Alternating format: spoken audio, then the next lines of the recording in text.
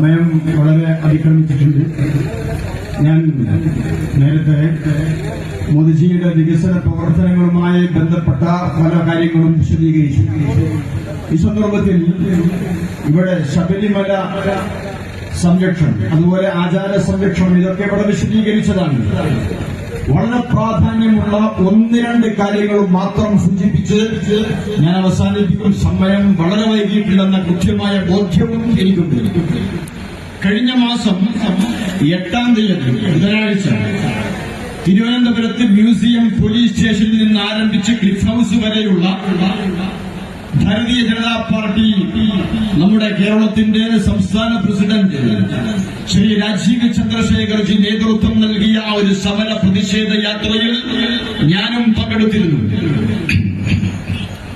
അവിടെ അതിശക്തമായി ഈ പ്രക്ഷോഭങ്ങളുമായി ഈ ശബരിമലയിലെ സ്വർണം മോഷ്ടിച്ചെടുത്ത ആളുകൾക്കെതിരെ ഭാരതീയ ജനതാ പാർട്ടി അതിശക്തമായ പ്രക്ഷോഭങ്ങളുമായി കടന്നു വന്നപ്പോ ആ പ്രക്ഷോഭത്തിന് ഭാരതീയ ജനതാ പാർട്ടിയുടെ സംസ്ഥാന പ്രസിഡന്റ് ശ്രീ രാജീവ് ചന്ദ്രശേഖർജി മുൻപന്തിയിൽ മുന്നിൽ നിന്ന് പടവഹിച്ചപ്പോ കേരളത്തിലെ ക്ഷേത്രങ്ങളെ സംരക്ഷിക്കണമെന്ന ശക്തമായ ആഹ്വാനവുമായി ഇവിടെ മതവിശ്വാസികളായ ആളുകൾ അതിനുവേണ്ടി മുന്നിട്ടിറങ്ങിയപ്പോ ഇവിടെയുള്ള ഈ കാട്ടുകള്ളന്മാരായ ആളുകൾ ഭയവിഭ്രരായപ്പോ അവരെന്താ ചെയ്തത്?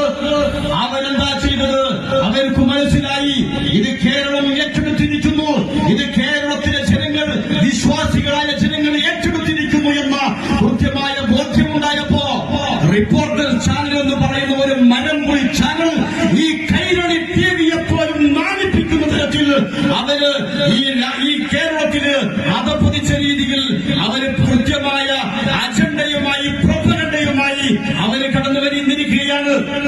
എന്നിട്ട് രാജീവ് ചന്ദ്രശേഖർജിക്കെതിരെ ആരോപണങ്ങളുമായിട്ട് ഒരു നട്ടാൽ മുടക്കാത്ത കള്ളവുമായിട്ട് ഈ ആളുകൾ കടന്നു വരുന്നു. അവര് പറയാ 500 കോടിയുടെ അഴിമതി നടത്തിയിരിക്കുന്നു രാജീവ് ചന്ദ്രശേഖർ എന്ന്.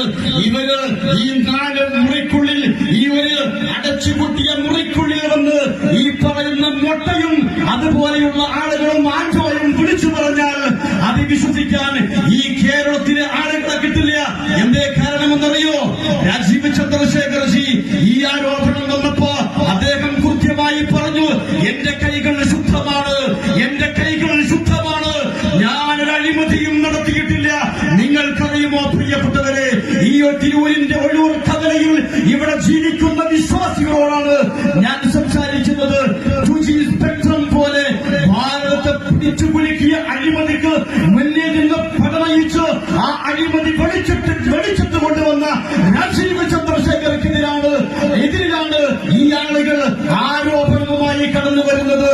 ഈ ആരോപണം ഉന്നയിച്ചപ്പോ മിണ്ടാതെ വീട്ടിൽ കയറി വാതിലടച്ചിരിക്കുകയല്ല അദ്ദേഹം ചെയ്തത്, മറിച്ച് 10 കോടി രൂപ കോടതിയിൽ കെട്ടിവെച്ച് ഞാനിതാ സന്നദ്ധനാണ്, ഈ ആരോപണത്തിന് മറുപടി പറയാൻ കോടതിയിൽ സന്നദ്ധനാണ് എന്ന് പറഞ്ഞ് ഞങ്ങളുടെ പ്രസിഡന്റ് ഇറങ്ങിയപ്പോ ആൻഡോ പറയാ, ഈ റിപ്പോർട്ടർ ചാനലിന്റെ മുതലാളി പറയാ, ഈ ശ്വാനം വള്ളത്തിൽ വീണാനുള്ള ഒച്ചയായിട്ട് ആളുകളെ മുമ്പിൽ വന്നിട്ട് പറയാ, നീ എന്നാടാ മാധ്യമ മുതലാളിയായത്? നീ മാധ്യമ മുതലാളിയായത് കഴിഞ്ഞ ശനിയാഴ്ചയാണ് റിപ്പോർട്ടർ ചാനലിന്റെ ഉടമസ്ഥനായി നീ മാറി മാധ്യമ മുതലാളിയായത്. അതിനു മുമ്പ് ആൻഡോ നിന്നെ കേരളം അടയാളപ്പെടുത്തിയത് മുട്ടിൽ മരമുറിക്കവനായിട്ടാണ്, അതുപോലെ പന്നിമരത്തും അതുപോലെ ഗുണ്ടാപ്പിരിവുമായി നടന്നിരുന്ന ആളായിട്ടാണ്. 3000 കോടി മാംഗോ ഫോണിന്റെ പേരിൽ അഴിമതി നടത്തിയ കാട്ടുകള്ളനായിട്ടാണ് ഈ കേരളം നിന്നെ അടയാളപ്പെടുത്തിയത്. ആ നീയാണോ രാജീവ് ചന്ദ്രശേഖർക്കെതിരെ ആരോപണം ഉന്നയിക്കുന്നത്? ആ നീയാണോ രാജീവ് ചന്ദ്രശേഖർജിക്കെതിരെ ആരോപണവുമായി കടന്നു വരുന്നത്? എന്റെ പ്രിയപ്പെട്ടവരെ, നമ്മൾ കൃത്യമായി മനസ്സിലാക്കണം, ഈ സമര പോരാട്ടത്തിൽ എല്ലാവരും ഒന്നിച്ചൊന്നിച്ച് ഒരുമിച്ച് ചിന്തിച്ച് നമ്മൾ മുന്നോട്ട് പോകണം. ശബരിമലയിലെ സ്വർണ്ണപ്പാത്തികൾ മാത്രമല്ല, കേരളത്തിന്റെ ചെറിയ ചെറിയ ക്ഷേത്രങ്ങൾ, ചെറിയ ചെറിയ അമ്പലങ്ങൾ, അവിടേക്ക് വിശ്വാസികൾ സമർപ്പിച്ച പൊൻതരികളടക്കം 1 പവൻ, 2 പവൻ, 10 പവൻ മനുഷ്യരിയിൽ അതുപോലെ പല സ്ഥലങ്ങളിലും ഇവരപഹരിച്ചെടുക്കുകയാണ്. നമ്മൾ തുറന്ന കണ്ണോടുകൂടി, ജാഗ്രതയോടുകൂടി ഈ സമര പോരാട്ടത്തിൽ ഒത്തൊരുമിച്ച് മുന്നോട്ട് പോവേണ്ടതുണ്ട്. ഈ വിശ്വാസ സംരക്ഷണം, ആചാര സംരക്ഷണം, അനുഷ്ഠാന സംരക്ഷണം ഇത് രാജ്യത്തിന്റെ പൈതൃകമാണ്. ഏതൊരു വിശ്വാസിക്കും അവന്റെ മതം, അവന്റെ വിശ്വാസം, ആചാര അനുഷ്ഠാന കർമ്മ പദ്ധതികൾ ആചരിക്കാൻ, അനുഷ്ഠിക്കാൻ, അത് ജീവിതത്തിന്റെ പഠന പ്രബോധന പ്രയോഗവൽക്കരണ പാതയിൽ ആചരിക്കുവാനുള്ള സ്വാതന്ത്ര്യം നൽകപ്പെട്ട രാജ്യത്ത് നിന്നുകൊണ്ടാണ് ഞാൻ സംസാരിക്കുന്നത്. ഇത് ശബരിമലയുടെ ഒരു വിഷയം മാത്രമല്ല. കഴിഞ്ഞ ദിവസം ഇവിടെ വേദിയിലിരിക്കുന്ന എന്റെ പ്രിയങ്കരനായ, നമ്മുടെ പ്രിയങ്കരനായ നേതാവ് അഭിമന്യനായ കള്ളിയത്ത് സത്താർ ഹാജി ഇവിടെ കൽപ്പകഞ്ചേരിയിൽ ഹൈരാനി ജുമാ മസ്ജിദിൽ നിന്ന് ജുമാ നമസ്കാരം കഴിഞ്ഞ് പുറത്തേക്ക് ഇറങ്ങി വരുമ്പോ ചില ആളുകൾ കടന്നു വരിക. എന്നിട്ട് വയോധികനായ സത്താർ ഹാജിയെ അവര് കയ്യേറ്റം ചെയ്യാൻ ശ്രമിക്കുന്നു, അവര് ആക്രമിക്കാൻ തുനിയുന്നു, അവര് ഭീഷണി നടത്തുന്നു. അവര് പറയാ, നീ BJP ആണ്, നീ RSSകാരനാണ്, നീ പള്ളിയിൽ വരാൻ പാടില്ല, ഞങ്ങൾ കയ്യേറ്റം ചെയ്യുന്നത്.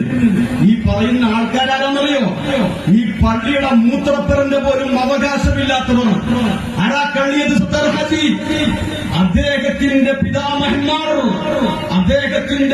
പിതാമഹന്മാർ അവര് സംഭാവനയായി നൽകി, അവര് വഖഫായി നൽകി, അവര് പണിത് നൽകിയ പള്ളിയിലേക്കാണ്, ആ പള്ളി വഖഫ് ചെയ്ത് നൽകിയ പിതാമഹന്മാരുടെ കൊച്ചുമകൻ കള്ളിയത്ത് സത്താർ ഹാജി പോകുമ്പോ വരാൻ പാടില്ലെന്ന് പറയാൻ ആരാണ് നീയൊക്കെ എന്നാ ഞങ്ങൾ പറയുന്നത്.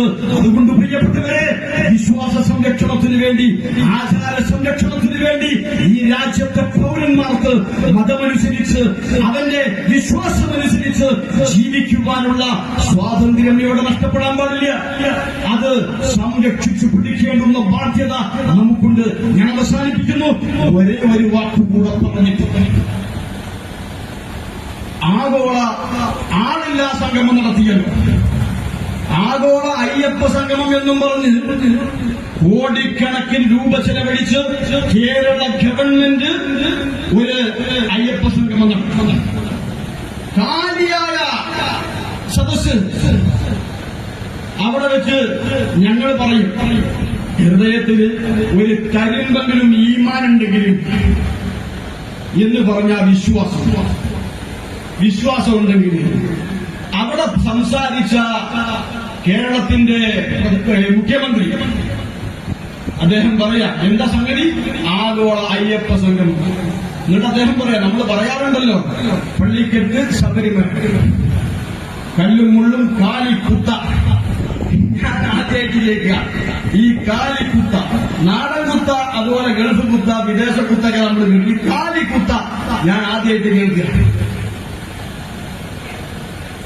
എന്റെ പ്രിയപ്പെട്ടവരെ, ഒരു ചെറിയ 4-5 വയസ്സ് പോലും ആവാത്ത പിഞ്ചു മക്കളോട് അവര് പറയൂലേ, പള്ളിക്കെട്ടിൽ ശബരിമലയ്ക്ക് കല്ലും മുള്ളും കാലുക്കുമത്തെ സ്വാമിയെ അയ്യപ്പോ അയ്യപ്പോ സ്വാമിയെ നെയ്യഭിഷേകം സ്വാമിക്ക്.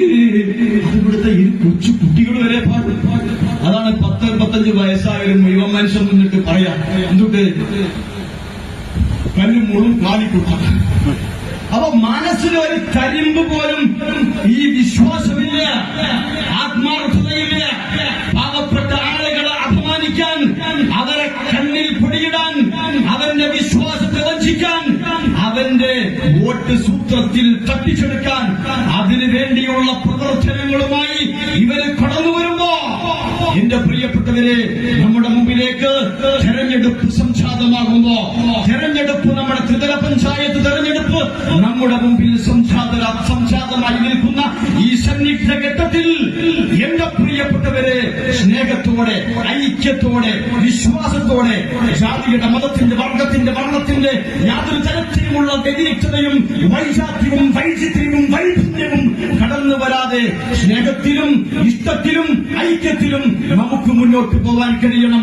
ജാതിക്കപ്പുറം, മതത്തിനപ്പുറം, എല്ലാറ്റിനുമപ്പുറം ഈ രാഷ്ട്രമെന്ന, ഈ രാജ്യമെന്ന, ഇന്ത്യ മഹാരാജ്യമെന്ന, ഭാരത മഹാരാജ്യമെന്ന ആ ഒരു വിശ്വാസത്തിലും ആ ഒരു വികാരത്തിലും നമുക്ക് മുന്നോട്ട് പോകാൻ കഴിയണം.